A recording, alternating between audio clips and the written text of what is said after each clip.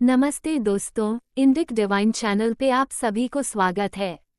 सनातन धर्म ग्रंथ श्रीमद् भागवत, गरुड़ पुराण आदि ग्रंथों में शिशु के माता के गर्भ में आने से लेकर जन्म लेने तक का विवरण दिया गया है। मातृ गर्भ के भीतर शिशु को कोई प्रकार के कष्टों को सहन करना पड़ता है। इसमें ये भी बताया गया है कि शिशु को माता के गर्भ में क्या क्या विचार आते हैं, और आज हम इन ग्रंथों में लिखी यही बातें आपको बताने जा रहे हैं। जब जीव गर्भ में प्रवेश करती है, उस वक्त जीव का आकार बहुत ही सूक्ष्म होता है।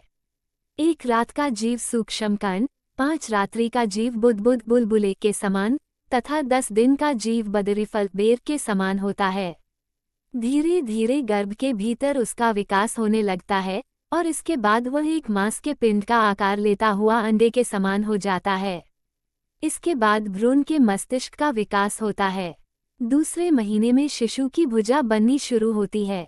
तीसरे महीने में शिशु के नाखून, रोम, लिंग, त्वचा, हड्डी और 10 द्वार के छिद्र बनते हैं। चौथे महीने में शिशु के मांस, रुधिर, त्वचा, मज्जा और अस्थि तैयार होती है। 5वें महीने में तृषा और क्षुधा बनती है। 6ठे महीने में शिशु गर्भ के भीतर हिलने लगता है। मां द्वारा मिल रहे आहार को पाकर शिशु तेजी से विकसित होता है। इस दौरान गर्भ के भीतर शिशु मल मूत्र और सूक्ष्म जीवों के साथ रहता है। गर्भावस्था के इस पड़ाव पर सूक्ष्म जीव शिशु को खूब परेशान करते हैं, जिसके चलते वह बार बार बेहोश होता है। माता द्वारा खाए गए अन्न को वह ग्रहण करता है। माता जो भी कड़वा, तीखा, रूखा, कसला आदि भोजन करती है, उसके स्पर्श होने से शिशु के कोमल अंगों को बहुत कष्ट होता है।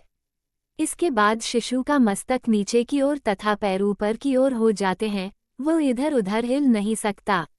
इस समय मां अगर कसला या तीखे भोजन का सेवन करती है तो शिशु की नाजुक त्वचा को काफी कष्ट पहुंचता है। इस अवस्था में शिशु के पैर ऊपर और सिर नीचे होता है। ऐसे में वह हिल डुल नहीं पाता है। इस पड़ाव पर उसे कई कष्टों का सामना करना पड़ता है। 7वें महीने में उसे ज्ञान की प्राप्ति होती है और वह सोचता है, मैं इस गर्भ से बाहर जाऊंगा तो ईश्वर को भूल जाऊंगा। ऐसा सोचकर वह दुखी होता है और इधर उधर घूमने लगता है। 7वें महीने में शिशु अत्यंत दुख से वैराग्ययुक्त होकर ईश्वर की स्तुति इस प्रकार करता है, हे लक्ष्मी के पति, जगदाधार, संसार को पालने वाले और जो तेरी शरण आए उनका पालन करने वाले भगवान विष्णु का मैं शरणागत होता हूँ। इस दौरान शिशु भगवान से अपने पापों की क्षमा मांगता और उनके शरण में जाने की प्रार्थना करता है। वहीं जैसे ही उसका जन्म होता है और वह मृत्युलोक की वायु को छूता है, तब शिशु दोबारा सब कुछ भूलकर माया चक्र में फंस जाता है और ऐसे ही मोह माया के वशीभूत होकर वह नए नए रिश्तों में उलझकर नई तरह से कर्म ऋण अनुबंध होकर एक के बाद एक जन्म मृत्यु के चक्र में फंस जाता है। वह भूल जाता है मातृ गर्भ में उसने भगवान से क्या वादा किया था। वास्तव में जीवात्मा का मुख्य उद्देश्य है परमेश्वर के स्मरण में जाकर सदाचार, सत्कर्म, नाम जाप, निष्काम कर्म और भक्ति इत्यादि द्वारा मोक्ष को प्राप्त करना।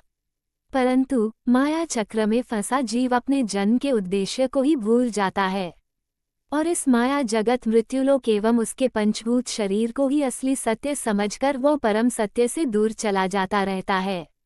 दोस्तों, आज की जानकारी यही तक।